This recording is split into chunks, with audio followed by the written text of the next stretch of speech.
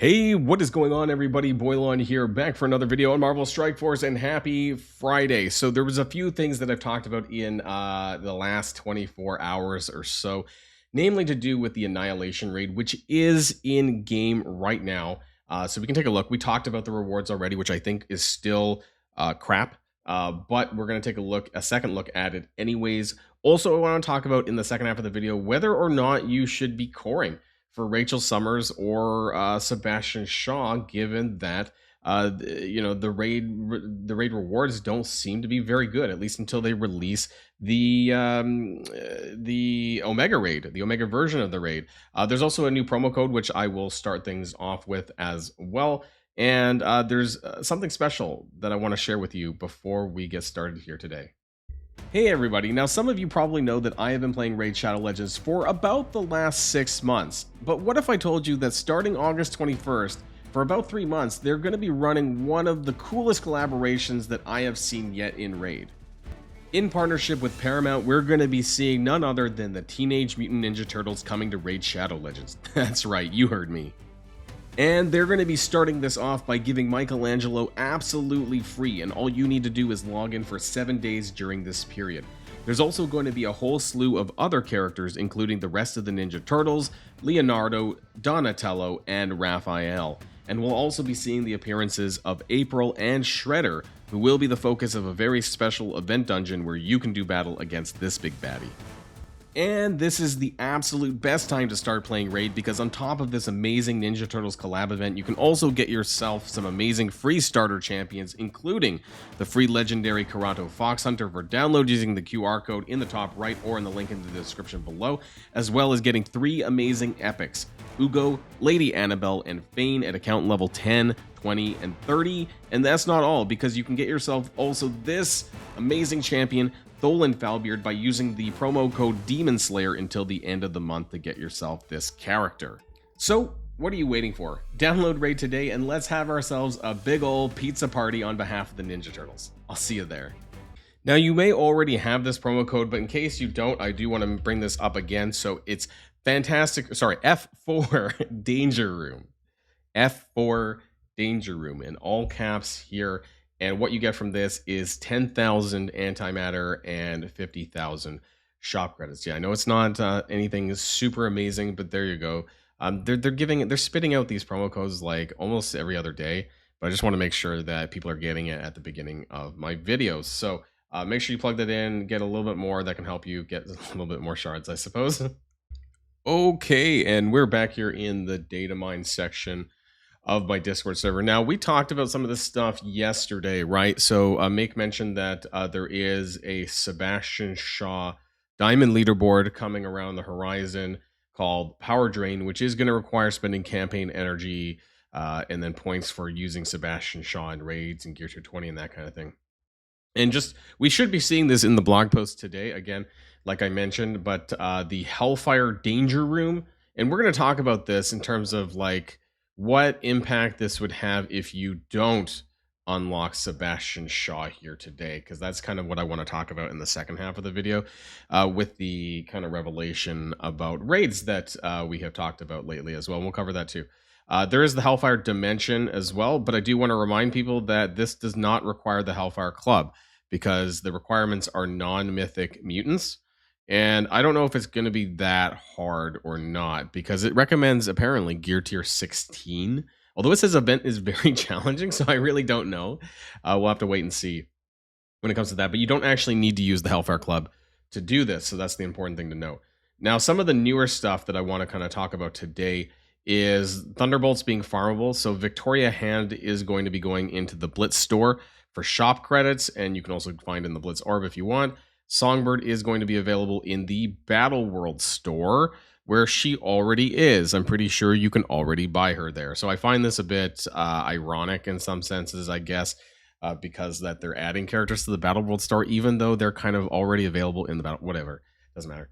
Hyperion replaces Hitmonkey as the featured character in the Spotlight Raid Orb.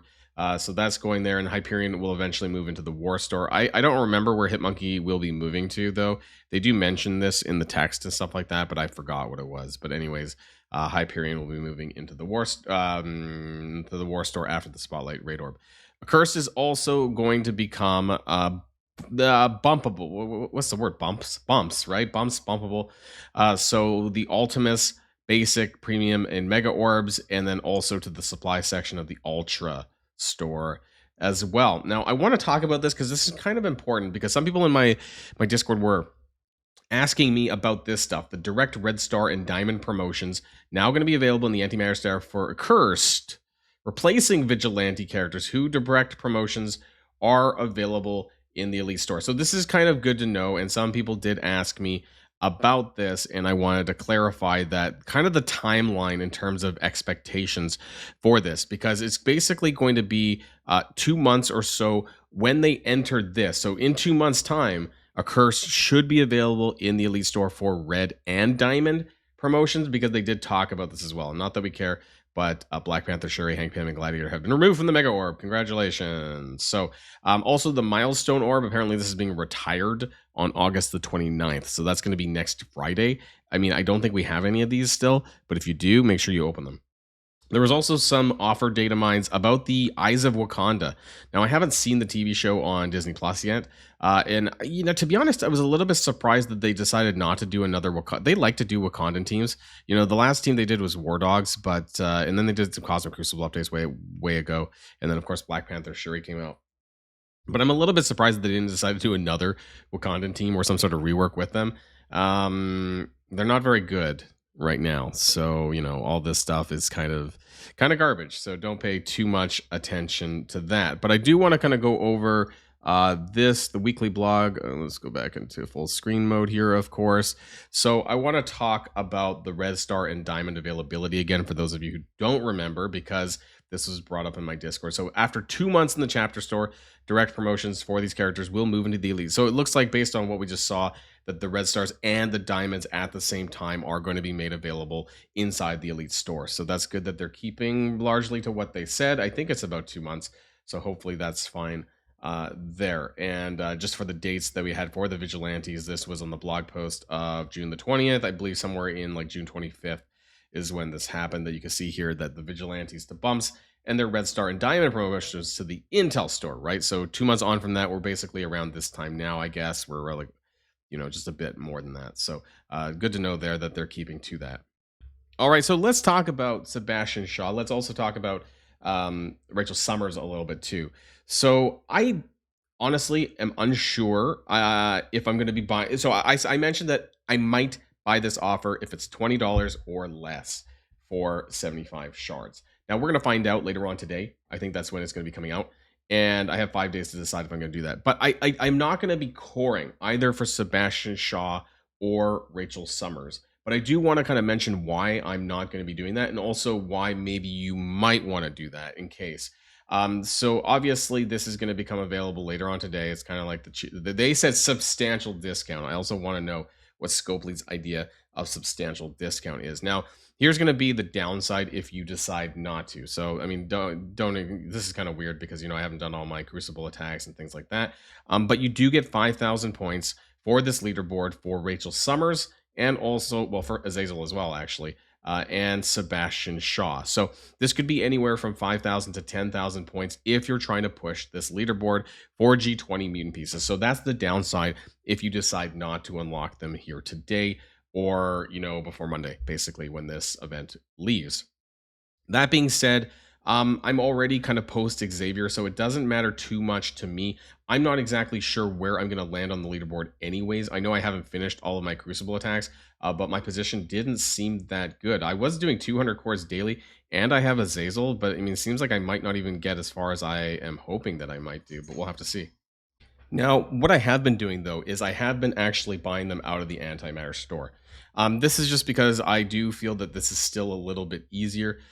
So I have been buying Azazel. I am going to take them probably up to 4 here, and then when Rachel Summers and Shaw become available in here, I will buy them as well, right? So I have been doing that. Also, basically, I'm kind of skipping out on G20 gear, so I know that this is a luxury for some people who are kind of in that post-Xavier realm. But I want to talk about the raids. Like, I just don't want to spend my power cores right now on these characters because what I'm seeing in the Annihilation raid. The other thing I want to point out is, yes, you can auto launch this and set this up for your alliance in advance if you so please by clicking the auto launch button. You can click on the Annihilation raid. They have different keys as well. So one thing that I would recommend, if you're able to do this, I don't know, maybe you are, maybe you're not.